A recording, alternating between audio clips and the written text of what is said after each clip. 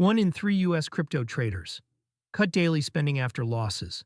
More than 1 in 3 U.S. crypto traders say recent market losses have pushed them to cut everyday spending, according to a CEX survey shared by CoinMarketCap on April 27, 2026. The headline number lands in a tape that has already been sliding. BTC sits at 77,747, 0.3% on the day, Poly 3.0% on the week. ETH at 2,316, and the Crypto Fear and Greed Index at 44, classed as neutral, all as of April 27, 2026. That gap between a neutral sentiment reading and a third of traders are cutting groceries. Data point is the actual story. Sentiment dashboards smooth things out.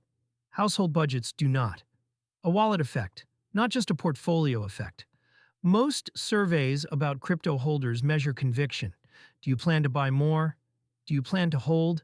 Do you trust the asset class? The CEX figure is different. It measures behavior outside the brokerage account, the moment a paper law starts editing real-life choices. The 33% plus number is consistent with how the wealth effect runs in reverse. When portfolios fall, discretionary spending tightens first, before mortgage or rent decisions. For U.S. households where crypto has become a meaningful slice of net worth, a pullback from BTC's recent highs translates into smaller bar tabs, fewer takeaway orders, and grocery lists trimmed at the margin. It also suggests the recent rally many traders rode into late April did not arrive in cash form. Unrealized gains do not pay for dinner. When those gains shrink before being booked, the spending decisions made on the way up get reversed on the way down. How the price tape lines up Bitcoin's path into this survey window helps explain it. BTC pushed toward $80,000 earlier in April on the Iran-related rally, hit a seller wall around $79,400 and rolled over, with recent buyers stepping out on the oil shock and prices stalling near $80,000. The current 77,740 centavos print is below both of those reference points. ETH at 2316, 0.7% on the day, and SOL at 8511, 1.3% on the day, have not provided much of a hedge for traders who diversified across majors. With altcoins flat to red on the week and BTC's 7-day return barely positive at plus 3.0%, the broad portfolio picture for many U.S. holders is closer to break-even or red than the Fear and Greed Index alone implies. What this means for CryptoCard users.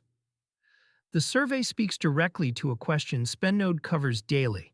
How do crypto users actually spend? A few practical reads. First, the data points to falling balances on stablecoin-funded cards before falling balances on volatile asset cards. Stables are the nearest cash equivalent inside a crypto wallet, so when households cut back, those balances are the first to be drained or held untouched. Second, cashback rewards become more important, not less, in a tightening cycle.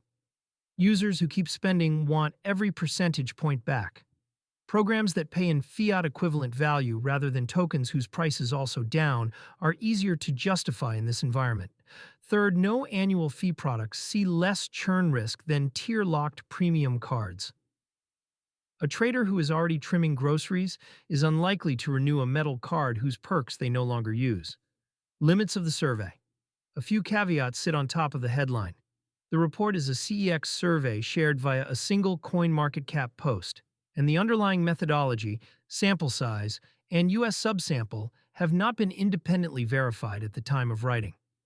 The phrasing more than 1 in 3 is the only granularity available so far, with no breakdown by income bracket, holding size, or how deep the spending cuts go. It is also a self-reported behavior survey, which historically overstates intentions and understates the speed at which cuts are reversed when prices recover.